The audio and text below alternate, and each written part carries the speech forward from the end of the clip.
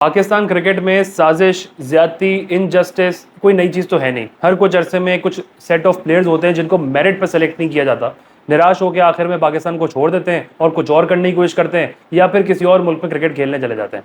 उनमें से एक बड़ी एग्जाम्पल थे समी असलम। पाकिस्तान के पास एक टैलेंटेड लेफ्ट हैंड ओपनर मौजूद था जिसको नहीं यूटिलाइज किया गया, नहीं मौके दिए गए, नहीं कदर की। इवेंचुअली हुआ क्या, पाकिस्तान को छोड़ के गए, यूएस पे सेटल हुए और वहाँ जाके खेलना शुरू कर दिया।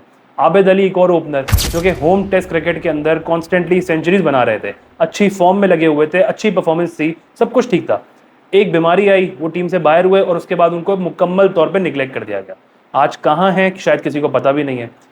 यहीं दूसरी तरफ बीसीसीआई की अगर मिसाल ली जाए तो ऋषभ पंत के साथ सिवियर एक्सीडेंट हुआ था, उसको कैरी किया बीसीसीआई ने, उसकी रिकवरी तक उसको सपोर्ट किया, उसके साथ खड़े रहे और आखिर में उसको वापस इंडियन क्रिकेट टीम में लेकर आए। आईपीएल में वो एज अ कैप्टन खेलते हैं, इंडियन क्रिकेट टीम के हर फॉर्मेट के अंदर वो कंसिडर होते हैं। लेकिन दूसरी तरफ आबिद अली को मुकम्मल तौर पे इग्नोर करके निगलेक्ट किया चला गया, नहीं वापस लेकर आए।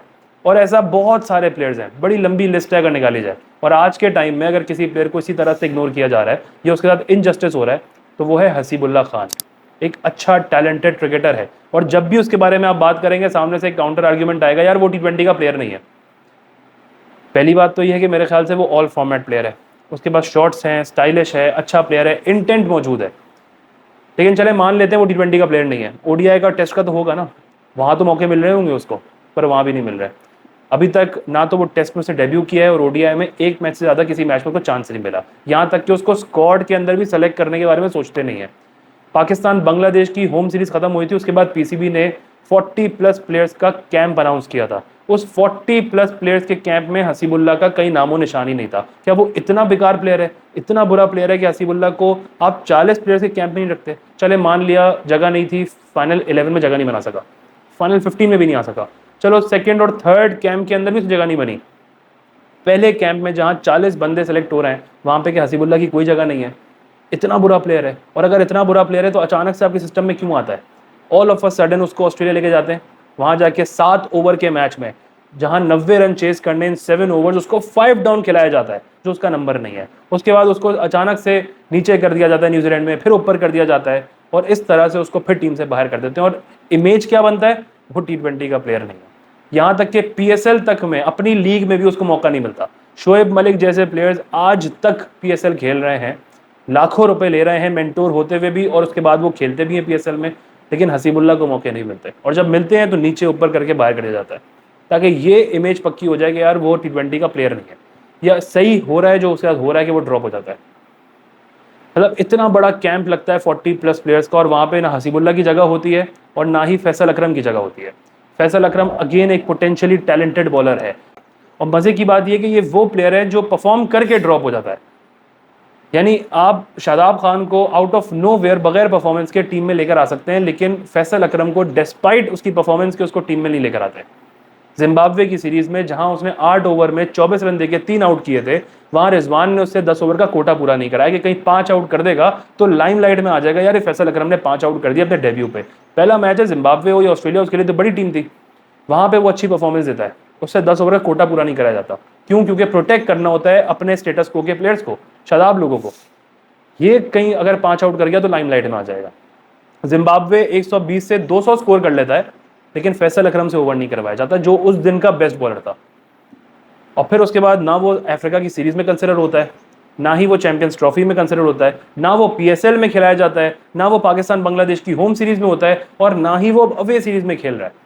और उसकी अपनी फ्रेंचाइज ओनर अली तरीन साहब क्या कहते हैं कि यार उसका हाथ जो है ना वो मर्दों वाला नहीं है, लड़कपन वाला हाथ है, बॉल पहुंचती नहीं है। ये कौन सा रीजन है किसी को टीम से बाहर करने का या ड्रॉप करने का कि आप उससे ये कहते हैं कि इसका हाथ जो वो लड़कपन वाला है? सचिन तेंदुलकर को 16 साल की उम्र में ये कहा जाता है यार ये लड़कों वाला हाथ है, मर्दों वाला नहीं है। वसीम वकार को कैसे फेस करेगा, स्ट्रेट ड्राइव कैसे खेलेगा? तो आज तेंदुलकर नहीं बनता।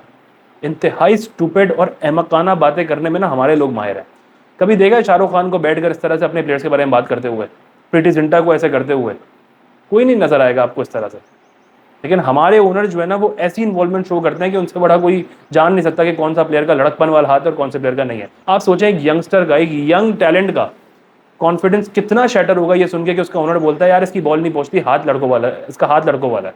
जस्ट इमेजिन कि वो किस चीज़ से गुजर रहे होते हैं या उनको किस तरह से मौके दिए जाते हैं कितने प्रेशर में खेलते होंगे अपने आप को प्रूव करने के लिए, और जब इंसान कुछ एक्स्ट्रा प्रूव करना चाहता है तो वो फिर फेल भी होता है, और जब वो फेल होता है इनको मौका मिलता है टीम से बाहर करने का। शादाब खान को ले आओ as a vice captain team में, लेकिन फैसल अकरम जैसे प्लेयर्स को टीम से बाहर कर दो। फहीम अशरफ को लेकर आ जाओ, बांग्लादेश प्रीमियर लीग की परफॉर्मेंस है, लेकिन हसीबुल्लाह को बिल्कुल मत लेकर आना, क्योंकि हसीबुल्लाह टी20 का प्लेयर नहीं है। इसी तरह उमैर बिन यूसुफ है, वसीम जूनियर है, इरफान न्याजी है, आमिर जमाल है, बेतहाशा आपके पास एक पूल मौजूद है जिनको आप ग्रूम कर सकते हैं। ये चलो फॉर्मेट वाइज अपनी टीम बना सकते हैं, और कुछ नहीं, ए टीम का स्क्वाड बना के भेजें बाहर खेलने के लिए, परफॉर्म करके आएंगे। ये कोई बात थोड़ी लड़कपन वाला हाथ है। शोएब बशीर है, पाकिस्तान आता है फेल होता है फिर भी खिलाया जाता है, इंडिया जाता है फेल होता है फिर भी खिलाया जाता है, अभी इंग्लैंड में भी होती कोई खास परफॉर्मेंस की तरह फिर भी खिलाया जा रहा है। क्यों? एक फेयर चांस मिलना चाहिए हर प्लेयर को, उनको फेयर चांस देते हैं, ये इंग्लैंड वाले भी दे रहे हैं शोएब बशीर को। ये तो नहीं कह रहे लड़कपन वाला हाथ है, नहीं करेगा परफॉर्म ड्रॉप करेंगे, डोमेस्टिक में भेजेंगे, कम्युनिकेट करके उसको भेजेंगे और वापस बुलाएंगे बाद में। ऐसी बेवकूफ़ाना लॉजिक छोड़ी दी जाती है कि लड़कपन वाला हाथ है।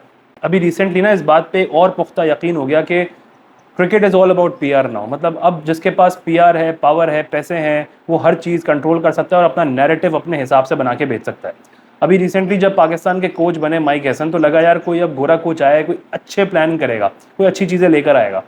बट वही नैरेटिव नज़र आया जिस नैरेटिव को पिछले 4 साल से बना के बेचा चला जा रहा है। गैरी कर्स्टन को क्यों निकाला था?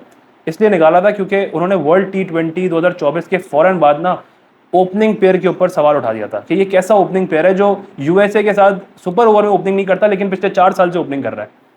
ओपनिंग पेयर पे क्वेश्चन उठाया, इंटेंट वाले प्लेयर्स को लाने की तैयारी की, कप्तान चेंज करने का प्लान किया, यार अब कप्तान बनाएंगे हारिस जमान में से किसी को, निकाल दिया गया क्योंकि वो उस नैरेटिव पे नहीं आ रहे थे जो नैरेटिव वो कंपनी चलाना चाहती है।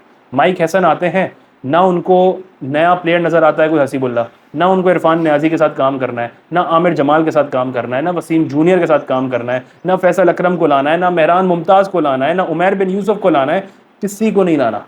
और बात किसके साथ जाके करनी है? बाबर आजम के साथ। नैरेटिव क्या बेचना है? बाबर आजम को T20 क्रिकेट में होना चाहिए, रिजवान को T20 क्रिकेट में होना चाहिए। यहाँ तक कि कुछ सोर्सेज के मुताबिक ये बात भी सामने आई थी कि इनको ये ऑप्शन दिया गया है माइक हैसन की तरफ से कि भाई विकेट कीपर बन जाओ, तो विकेट कीपर बन के पाकिस्तान टीम में आ जाना। आपके पास बैठा हुआ है विकेट कीपर हसीबुल्ला, नहीं खिलाएंगे। किसको विकेट कीपर बनाने की ऑप्शन दिया जा रहा है कि जी बाबर आजम कमबैक करना है, विकेट कीपर होने के साथ साथ करना है। किस तरह नैरेटिव बेचने की कोशिश की जा रही है। अब कई लोग बोलेंगे क्या जरूरत है माइक हैसन को, ये वो कोई पीआर शीआर नहीं है, कंपनी से पैसे लेके थोड़ी कुछ करेगा वो। भाई माइक हैसन ना इस्लामाबाद यूनाइटेड के कोच थे, PSL चल रहा था, साथ ही साथ IPL भी चल रहा था। एक बंदा एक फ्रेंचाइज का कोच है और सीजन एक्टिव है, उस दौरान वो अपने YouTube चैनल पे IPL के मैचेस के ऊपर एनालिसिस कर रहा है। क्यों कर रहा है? व्यूअरशिप चाहिए, और व्यूअरशिप से मिलता क्या है? तो at the end of the day ये एवरीथिंग इज अबाउट मनी, जहां से भी आ रहे हो। तो ये PR एक्टिव हुई होती है, ये अपना नैरेटिव बेच रहे होते हैं, अपनी चीज़ें बता रहे होते हैं, और वो चीज़ें ये लोग भी फॉलो कर रहे होते हैं। उनको जिसको जिस चीज़ से फ़ायदा होता है वो करता है, इसमें कोई ऐसी हैरानकुन बात तो है नहीं।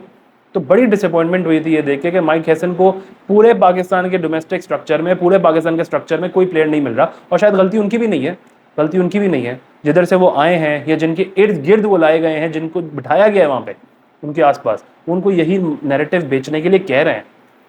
अजहर महमूद को उठा के बॉलिंग कोच बना दिया, पूरी इस्लामाबाद यूनाइटेड को यहाँ पे लेकर आ गए। ये तो शादाब खान इंजर्ड हो गए, वरना तो वाइस कैप्टन तो शादाब ही हैं। Agha Salman captain, Shadab vice captain, Azhar Mahmood bowling coach, Mike Hesson head coach, और लेकर किसको आना चाहते हैं? बाबर रिजवान को। घूम फिर के कहानी तो वहीं आ रही है।